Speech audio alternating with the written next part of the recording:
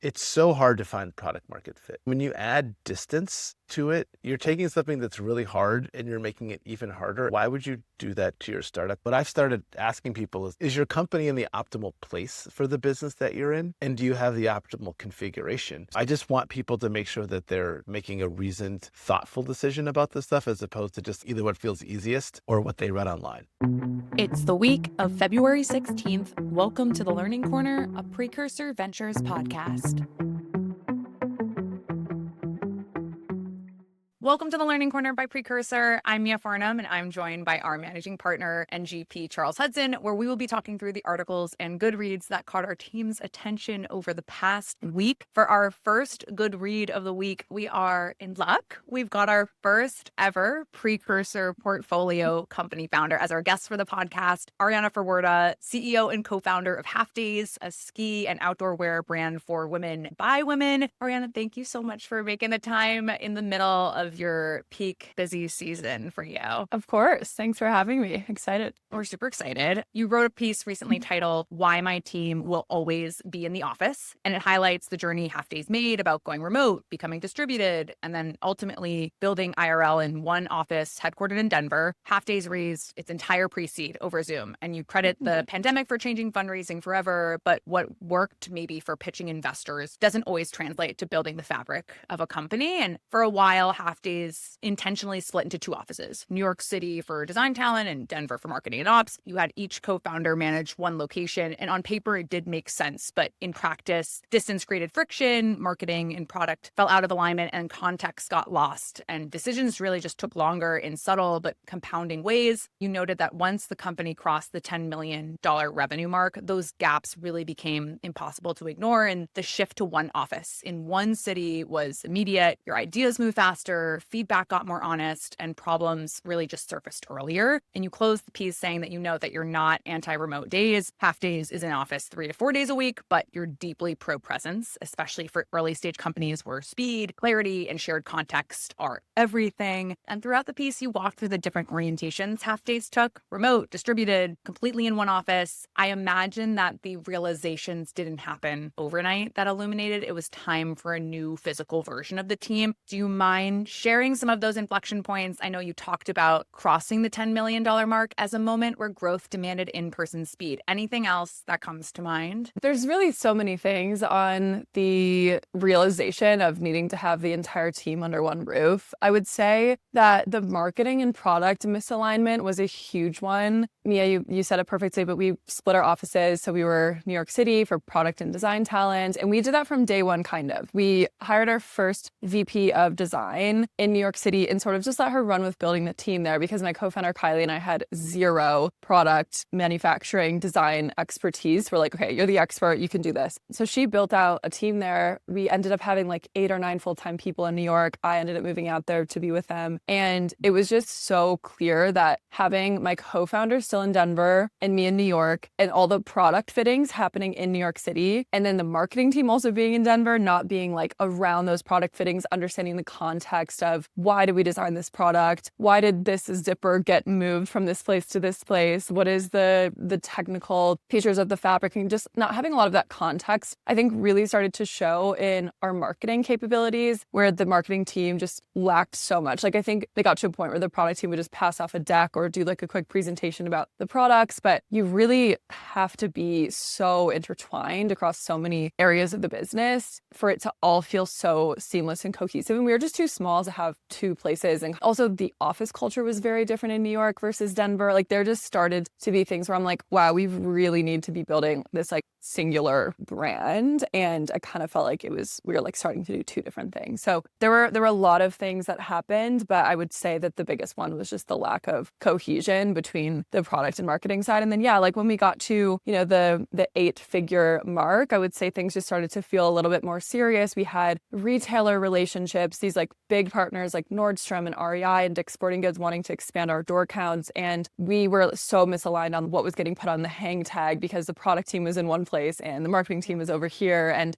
it was just really, really hard to manage. And honestly, it was it just became inefficient and we were just spinning our wheels unnecessarily. And it sounds like you guys came to that realization on your own. It's really time for us to start building in person. But Charles, wanted to ask you, are there any other kind of flags that you see along the journey that maybe it shows, it's actually a physical location issue that is inhibiting on speed? I feel like coming out of the pandemic, I felt uncomfortable as an investor telling people, hey, you should get back in the office and be in the same. Even though I felt like this will be better for your company, I was like, it's not really for me to dictate that to anybody. And B, I know a lot of founders were like working through things. And maybe it was sort of the end of 22 or beginning of 23 where a handful of founders started coming to me and saying like, is it okay for me to pull the team back into office together? I'm like, what do you mean, is it okay? They're like, well, I want to do this. I feel like something is off in my company. In some cases, they're like, I'm worried about looking like the Grinch, or I'm worried about being one of the first people to do this. And should I mandate it? And should it be 5 days in the office? And I feel like what I saw in 23 and 24 was a lot of our strongest companies were coming back together for two reasons. One, either they were pre-product market fit and they realized things were going too slowly, or to Ari's point, they'd gotten to a scale where they're like, oh, I can really see the cost of being in multiple locations, or I can see the cost of being fully remote and distributed now that we're at scale, and I don't like this. This is not what I want for my company. I want something different. And that honestly seemed to drive a lot of the decision making that I saw from people, was this desire to sort of fix something that founders intuitively knew wasn't working. What I started to tell people, Mia, is it's so hard to find product market fit.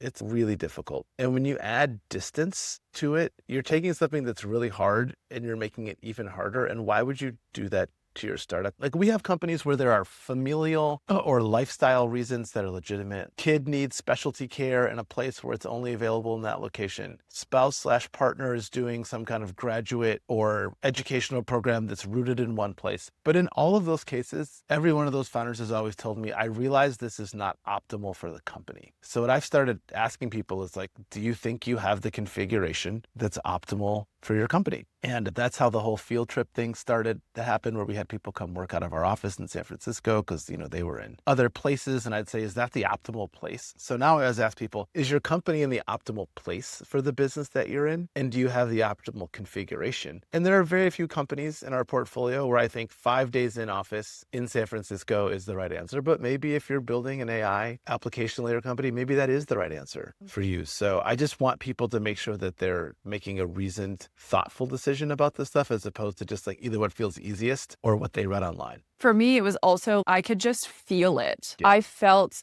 that being in New York City felt inauthentic for my brand. And we realistically could have been like, hey, let's center the company in New York City. And I actually think we had more full-time employees in New York City than we did in Denver at the time that we made the decision. And I was just like, this isn't it for us. It's hard to get to the mountains. The other weird piece of it is that New York City is actually our number one market in terms of e-com revenue. So it literally goes Manhattan and then Brooklyn are like number one and number two.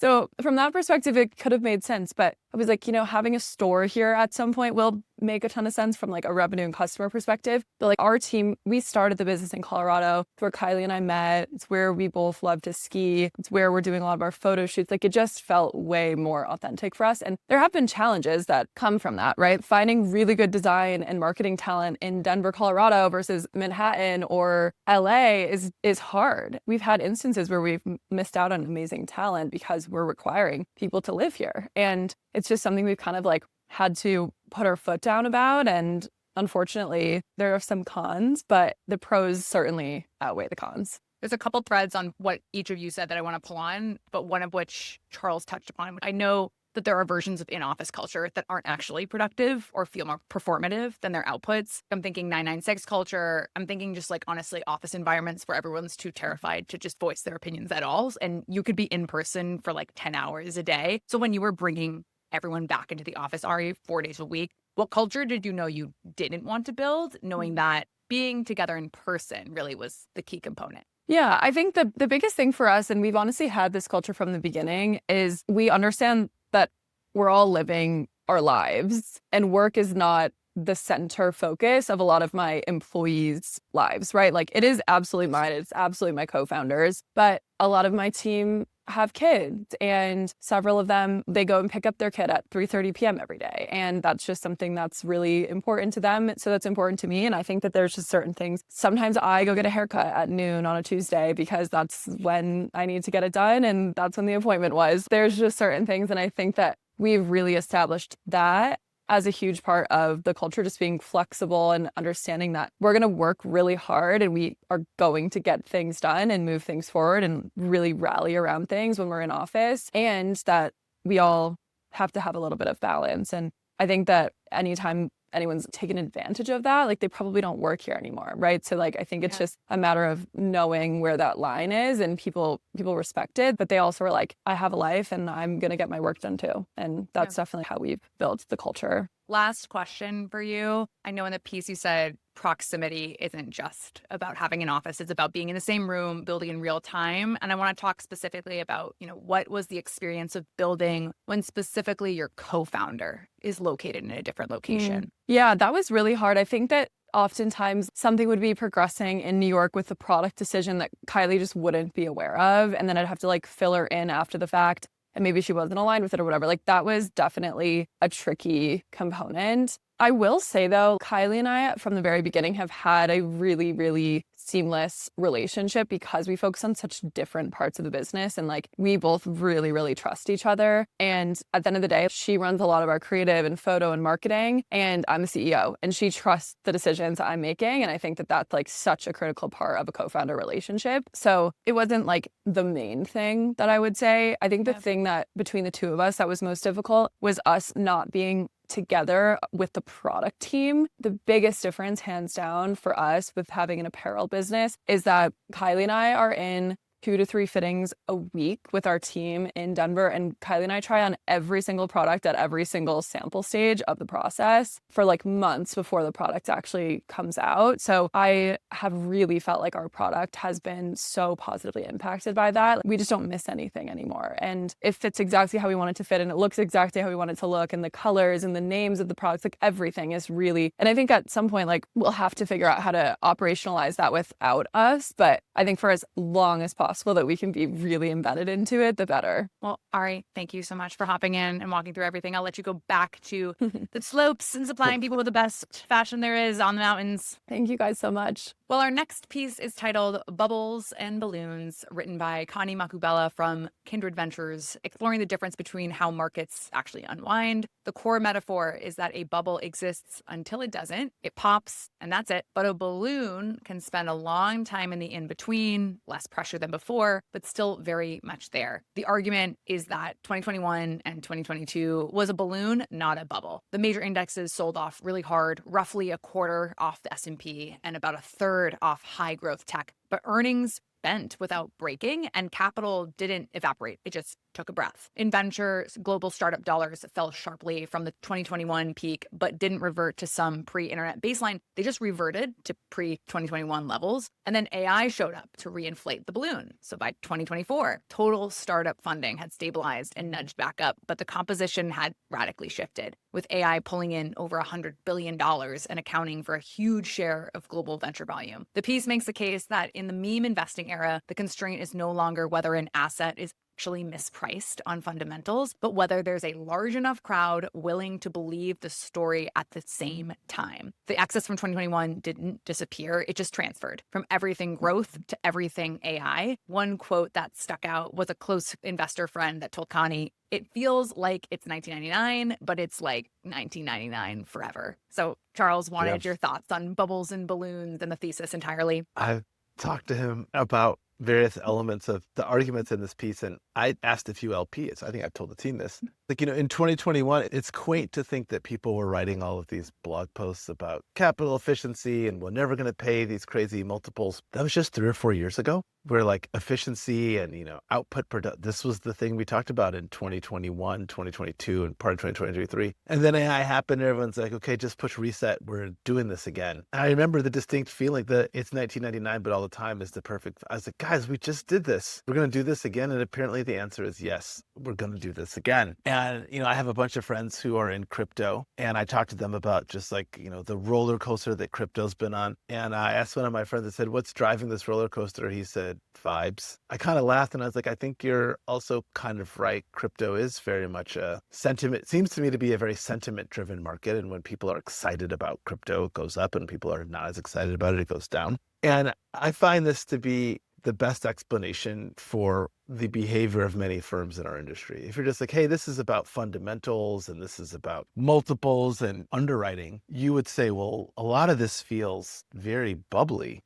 I remember I wrote a few years ago to some of our LPs, I was like, it feels like it's 1999. He said, no, it's like 1996. This was maybe 2 or 3 years ago. I didn't realize it, but I'm like, yeah, it was 1999. It's just stayed 1999. And I think right now there's so much money in private assets that if AI went away, we'd kind of have to find something else to get excited about. And something else, in some ways, I don't know whether AI is the tail or the dog. Is it there's so much more money in private assets because AI is this amazing mega cycle, or is it AI is the perfect mega cycle to consume massive amounts of private capital, both on the equity and the credit side, because the CapEx requirements are so great that it gives the credit dollars somewhere to go.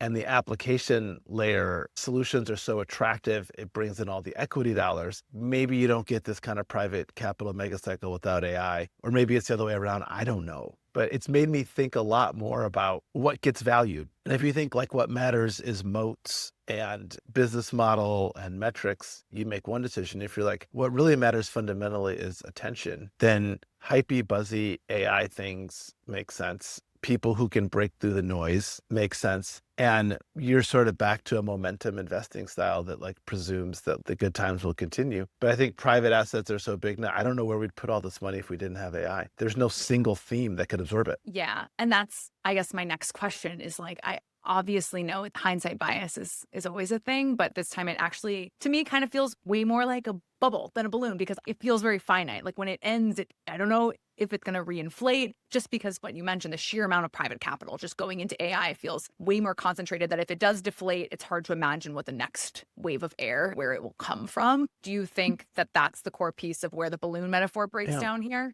But I think, what if we'll always find something? I like talking to Kanyi because he always challenges my thinking. And I was like, well, at some point, things have to reset to sanity. But maybe they don't. Maybe we never go back to something that feels... The scary thing is maybe it was never that way. It just felt that way. But, it could be humanoid robotics. It could be data centers in space. It could be computational biology. I'm convinced we will find something, because like capital needs a home. Right. Because just hope whatever we find is a good investment. The bigger question is, we haven't really solved the problem of 2021. We had a bunch of really expensive SaaS companies that neither went out of business, nor got acquired by PE, nor got acquired by other venture. Now we're beginning to see more of these like merger of equals, and we're seeing more of these 7, 10, 12-year-old companies that are merging, but it's unclear to me whether the merged entities will go anywhere either. And so we left all of this detritus behind in 2021. And I don't mean that the companies are bad. It's just we created all of this stuff and all this energy, and then everybody just moved on. And you left all of these SaaS founders to run businesses. And it's like unclear to me like where many of those businesses will go. Probably investors who back those same businesses are arguing that like SaaS is dead now. So like, let's move on. But we haven't even done the unpacking of what it actually happened before we start with the next. But that's, I guess, how balloons work in the way that Kanyi described it. The reason I think it's a balloon is I've asked a few LPs, and like, well, who did you like take to the woodshed because of 2021? You guys all said VCs blew it. We invested in all these companies. The valuations were too high. What were you thinking? And most of the firms that were at the forefront of that era are also at the forefront of AI. So what if the like market signal conclusion is that the consequences for balloon behavior are that you get to stay in business so long as you can continue to ride the balloon? It creates a very weird incentive structure. Our last piece is a post on X from Will Manidis titled Tool-Shaped Objects. As a reflection on the viral post, something big is happening. I'm sure everyone who listened to this podcast also saw that come across X. It had millions of views over the last week. For context, Something Big is Happening was written by Matt Schumer, clearly sharing alarm, concern, and advice pointed at every person as it pertains to AI and how it's threatening everyone's world and jobs. Will introduces the idea of a tool-shaped object. something you can hold, you can use. It fits in your hand the way a tool should. It produces the feeling of work, but it doesn't actually produce work. The piece opens with this great example of a 300-year-old Japanese blade making tradition where the setup and the shavings are the entire point. From there, the argument is that the current AI boom is the most sophisticated tool-shaped object ever created. We're spending unprecedented sums on GPU farms, billion-dollar training runs, and trillion-dollar infrastructure buildouts, and the primary product of that spending is the experience of spending it. The piece is careful to say LLMs aren't worthless. They'll, of course, become very good and have real effects on productivity, but the diffusion into the real economy will take much longer and look much different than the current hype suggests. The line that stuck with me was, the market for feeling productive is orders of magnitude larger than the market for being productive. Yeah. Reading this article felt like borderline therapeutic after seeing the amount of chatter and conversation and concern sparked from something big is happening. And I've said it with the team before, but it's always fascinating to me what pieces in the tech and venture ecosystem permeate out to people who are not in those areas. And this was one of them. So wanted to pause here for your reactions to both something big is happening and then Will's post. You know, I feel when we had SaaSpocalypse and Matt's piece, I was just like, oh, I forgot there is a lag time between things that are obvious and visible in the private markets first, then getting to be digested by public markets, and then being promulgated to the wider world. And I read that post and I was like, I don't understand why this was the one. Why was this one the one? Many people have made very similar arguments. And I'm like, I feel like whenever these posts have this moment, it's either engineered or all of the preconditions of people's brains being primed to hear this were right. And I think I don't know, Matt, so I'm going to assume that it's more that the timing on this was at a moment where people's consciousness had really been raised about what all this stuff means. And I kind of laughed because a friend of mine was showing me his OpenClaw setup and all the things he could do. I go, does any of this stuff matter? And he goes, what do you mean? I go, it's cool that you can do all of this, but like, does any of this stuff matter? And he's like, no. And it's like that, the Jeff Goldblum line from Jurassic Park. You're so busy trying to figure out if you could do something that you never asked whether you should do something. And I find myself sometimes building things in AI or starting to build things. I'm like, I could do this myself faster. It'd be cool to have AI do this task for me, but I could do it faster just myself. And yes, I get a certain amount of, I get a lot of joy from building things in AI, but the principal output of building a lot of things I build is the joy of creation. And I've built some things that are very, very useful that do actually save me time, but half of the things I build are because they're fun. And it's in the same way I tell our portfolio companies, never confuse activity with productivity. I think there's some of that in AI too. People are like, we automated this process. I'm like, maybe you should have just eliminated it. Maybe the answer was, instead of making it run faster with less human contact, you should have figured out how to simply get rid of that process. And I think we're in this moment where people are just infatuated with what they can build. So they're building a lot of stuff. My friend was like, yeah, you bought a Mac Mini and did all this stuff to do some things that he was very proud of. And I felt bad, but even he said, I was living fine without all this stuff. And so I do think that these tools can make you feel amazing because you're like, wow, I just did this thing and I made a PowerPoint deck in 3 minutes. It would have taken me 3 hours. And maybe some of the value of that 3 hours was wrestling with the underlying concept of whether the deck needed to exist in the first place. And second, maybe the answer was you just, at the end of the 3 hours, you would have decided there was no deck that needed to be created. I've thought through this issue and that's it. I don't know. I mean, I love Will's comparison to Farmville as a previous Farmville farmer myself. You're literally building an entire farm. And the whole point is to amass more hay, amass more animals for no purpose. There's no outcome at the end. No one wins anything. You just get to look at your giant virtual farm at the end of the day. And that for some reason makes you feel so productive when in fact, I can't do anything with this after. So it felt so perfect for the article when he was describing tool-shaped objects. I mean, I do think a bit of media and written content, not a bit, a lot of media and written content about AI these days is optimized for views and reshares, exactly kind of what you gleaned earlier. And I think that people in tech and in venture might know that, but how do you have these same types of conversations or level setting with folks who are outside of this bubble? I'm thinking teachers, I'm thinking kids who started their first job out of college, et cetera. They read something like this because it's the first time something of this magnitude has hit X for them on their feed. And they're like, oh, wait, should I pause planning for a wedding because this article told me to save up as much money as possible? Or should I really rethink making major life decisions with money because somehow this feels 10 times more magnitude than anything else I've experienced?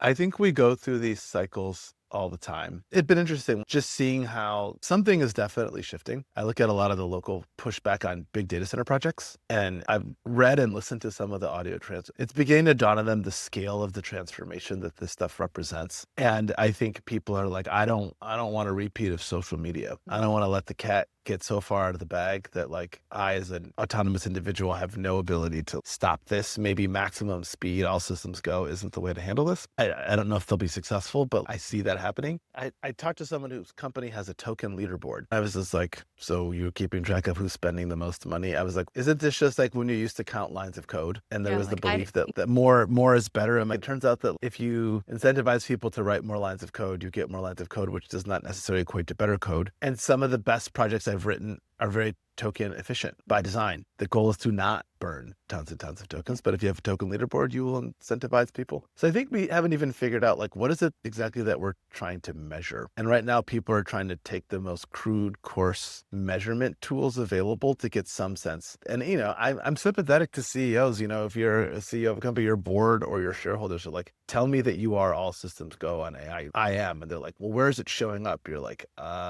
let me see if I can find second order effects, token usage or other things. And then I saw a chart, I think Jason Lemke might have posted it, on just the decline in customer support hiring in the last 3 years. That's a real thing. So I don't know. I think this might be the first technology wave I can think of in my life. Like people were generally enthusiastic about the internet. People were generally enthusiastic about mobile. People were generally enthusiastic about the cloud. Not universally, but generally. This is the first thing where I'm seeing general unease. And that's a new thing for tech, outside of defense and missiles and all that stuff. Going to the customer success piece, we hosted a customer success dinner for our Precursor portfolio companies last week. And as you could imagine, AI was a center conversation topic. Naturally, I didn't geekily start it off.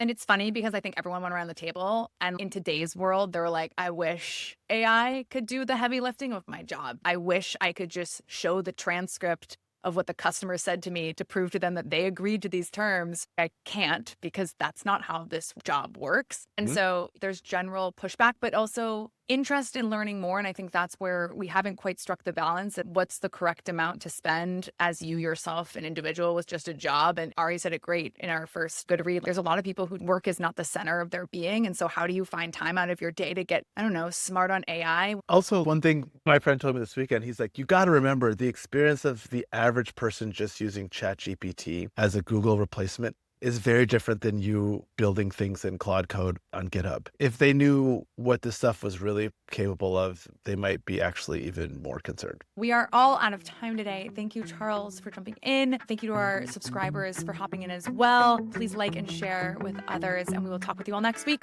Thank you. Bye.